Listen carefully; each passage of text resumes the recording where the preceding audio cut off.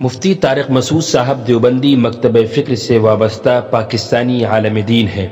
طارق مسعود صاحب تبلیغی جماعت سے بھی وابستہ ہیں اور بطور مہمان اکثر پاکستانی ٹیلی ویژن چینلز پر بطور اسکالر مدعو کیے جاتے ہیں اور اپنی خوش اخلاقی کی وجہ سے سوشل میڈیا پر بھی کافی مقبول ہیں۔ مفتی طارق مسعود صاحب 1975 کو سرگودا میں پیدا ہوئے۔ مفتی صاحب کے والدین کا تعلق سہارنپور انڈیا سے ہے۔ ان کے والد پیشے کے اعتبار سے زمیندار تھے اور حافظ قرآن بھی تھے۔ 1947 میں جب تقسیم ہند ہوا تو ان کا خاندان ہجرت کر کے پاکستان آ گیا۔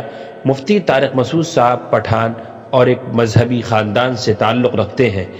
ابتدائی تعلیم تو گھر پر ہی حاصل کی اور میٹرک کا امتحان پاکستان ایئر فورس بیس مسرور کے سول سے حاصل کی اور S M science college Karachi میں ایف ایس سی میں داخلہ لے لیا۔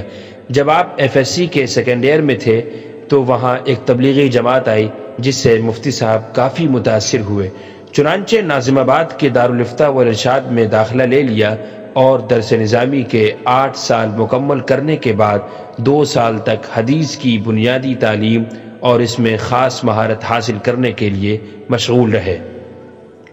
بعد ازاں وہ جامعۃ الرشید کراچی سے وابستہ ہو گئے اور تاحنوت وہیں پر تدریسی فرائض انجام دے رہے ہیں۔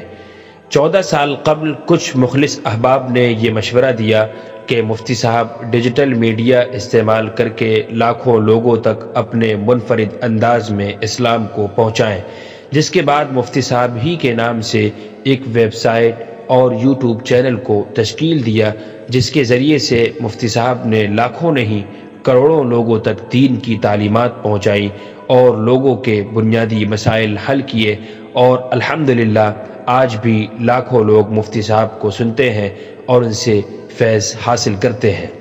مفتی صاحب کو سن 2004 میں یہ محسوس ہوا کہ معاشرے میں لڑکیوں کے نکاح میں مشکلات درپیش ہیں، جس کے تدارک کے لیے کیا کیا جائے۔